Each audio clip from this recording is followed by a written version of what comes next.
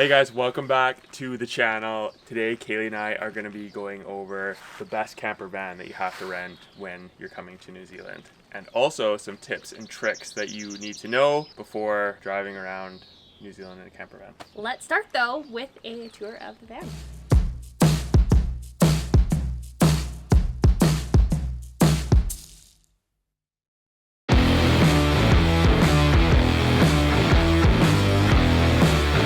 Kaylee and I decided to go with Waka Campas for our New Zealand travels, and they have been awesome this entire time. The van is incredible, and as you guys know, we built out our own camper van at home in Canada, and we love it. There are tons of different van rental companies here. A few reasons that we went with Waka Campa was you actually can just pick it up at the airport. You don't have to take a bus to a pickup lot and wait in line and do all those things. You check in yourself, kind of like you would on Turo or any of those car rental platforms. You pick up the van and then you're pretty much just good to go. They have videos on how to do everything. So it's kind of like a self-serve, and the idea is that you have a bit of a quicker experience. We spent 3 hours in line waiting for our camper van in Iceland. Awful experience. Yeah, so this is a little bit nicer and it's really compact, which is actually really nice here because there's tons of roundabouts. It's easier to find parking. It's just a lot easier to navigate the road than it would be with a big RV. All right, so this van can actually technically sleep and drive up to 4 people. I think, safely you could do 6 people, but for sleeping wise, 4 people is probably the max. We have the top bed set up here, which is really nice. Kaylee and I have spent a few nights sleeping up there, and we've also spent a few nights sleeping down on here. So this seat actually folds down into a bed area, and we've just moved this cushion down here, and then we put all of our clothes and suitcases and all that stuff up here, and it's really convenient. The other thing that we really like is there is full window coverings here that you can roll up and on the front there, so you can block this off. Me and Kaylee have gotten up early after a couple sunrise hikes, come back to the van and closed everything, and it's literally pitch black in here, which is really nice. And then there's also windows on either side here for airflow when you're cooking or when it's hot outside. This creates a lot of nice airflow to keep the van cool. There's also a table that you can set up right here, so if you want to sit down and eat dinner, you can throw the table up, or if you want to do some work on a laptop or whatever, it's actually quite a comfortable area to work at. This is our kitchen, guys. So we do have a 2-burner propane stove, which is very handy. A little garbage. This is where the table lives when it's not being used. There's not a ton of storage, but this is quite a big cabinet. So we've been putting all of our toiletries and the camera and things like that in there. Decent amount of counter space. There's a little fridge tucked in. We've got some bins with cutlery, knives and forks, plates, dustpan, anything you kind of need there. And then we store all of our dry goods along the top. There's a sink here with running water, which is really nice. And this is the bathroom. So it is really important to be a self-contained van in New Zealand if you want to do any wild camping. That said, we've done a lot of wild camping and we just try to choose locations with a bathroom. We actually have never used this toilet since we've been in here, mostly just because we don't want to deal with emptying it out, but it is nice to have as an option. There's also a roof vent up here so you can vent out when you're cooking. One of the things that is really nice about this camper van too is how simple it is. It is very user friendly. If Kaylee and I were to rent out our van back in Canada, we'd spend hours teaching the person how to use it. But it's really easy for someone to just hop in here and watch the videos, which Waka Campa provides. Very easy to just get going. As far as electronics go, over here you have the battery voltage for your house battery, and then beside that you have 2 USB DC outlets, and then you have 4 switches here. One is for the DC outlets, the next one is for the fridge, turning the fridge on and off. The one after that is for the lights, which you can actually also individually turn off if you want less light. And then the last one is just for the fresh water pump that is for the sink. After that, there are outlets here, but the outlets are only on if you are plugged in at a campsite. So if you're plugged into shore power, essentially.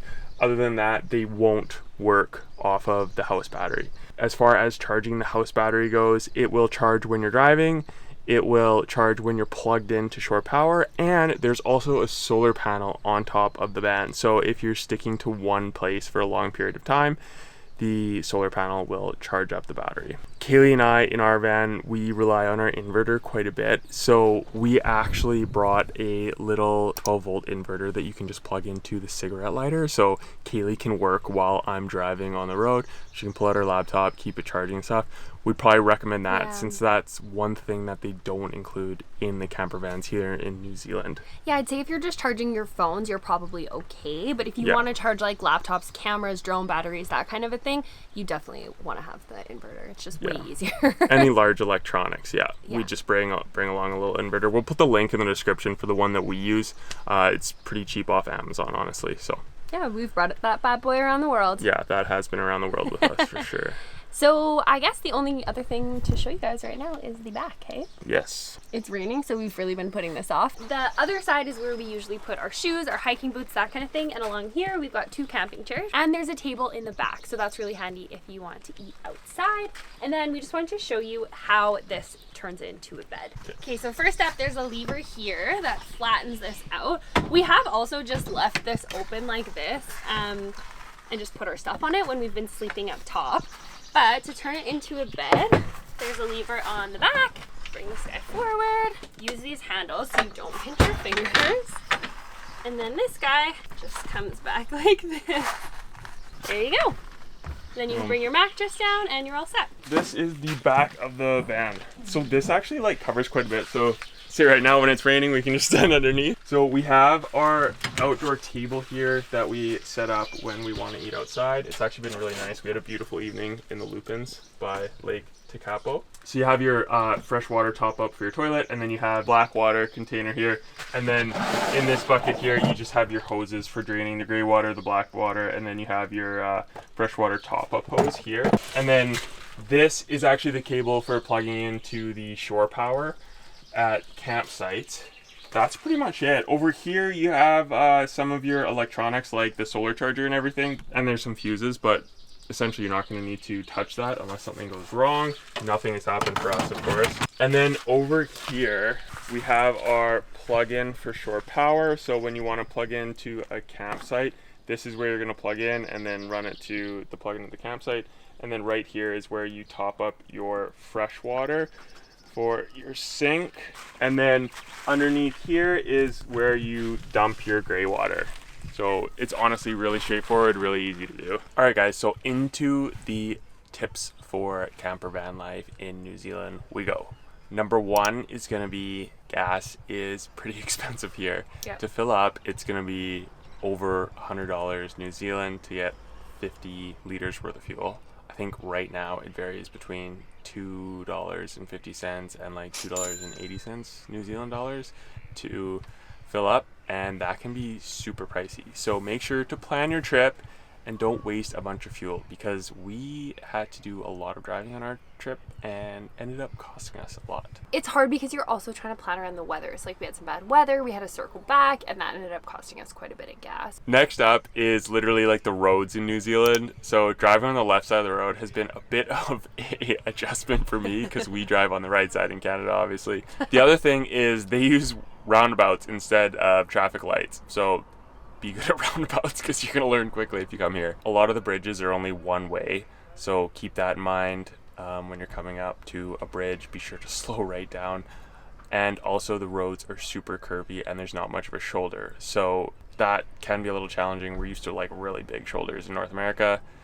Yeah, and like dual lane highways for the most part, whereas here it's like single lane highways. There's not a lot of opportunities to pass but you're expected to pull over and let people pass. That is like everybody's always very thankful. They always honk at us as like a thank you when we pull over to let them pass, but it is challenging. Like you really have to keep your eyes open for. Yeah, be sure you're not going to be the fastest vehicle on the road, so be sure to move over to the left hand side of the lane and let people pass. Next on the list, guys, is campgrounds. So there are actually quite a few freedom camping options. We downloaded the Campermate app and that's been super helpful. However, they are very limited, so it depends what time of year you come to New Zealand. I think we are here right at the beginning of their high season in December, and this is actually the first night that we've scored like a true freedom camping spot. So it can be super difficult to find them. There are very strict regulations and they are enforced. There's really high fines if you don't follow the freedom camping rules. So we've been kind of trying to find the cheapest campgrounds available, which are $10 to $15 per night. That's for like super basic, really nothing included. Per person. Per person, yeah. And then campgrounds kind of go up to like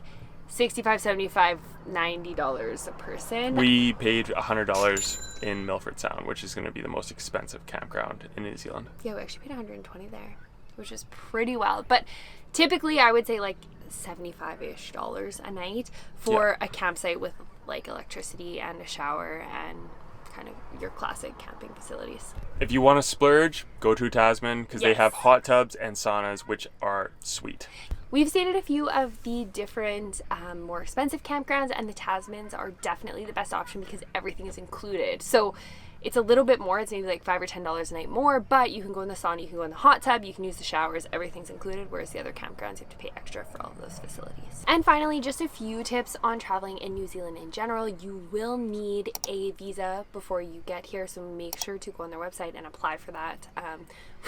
David applied for his last minute. Everything turned out fine, but it's obviously a lot better if you can just have that all sorted beforehand. It is something to consider depending on how long you're spending here, flying from the North Island to the South Island versus driving, because it does actually take quite a lot of time to drive down. The ferries are very expensive. I think the ferry was $400 each way.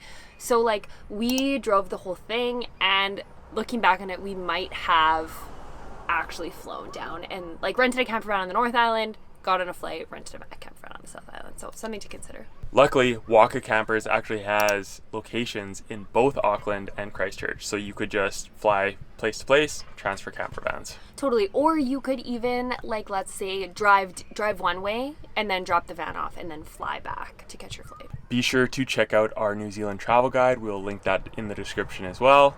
It has everything you need to know for planning a trip and visiting. We actually have a discount code for Waka Campers. We will put it in the description below, so be sure to check that out if you are coming to New Zealand and hiring a camper van.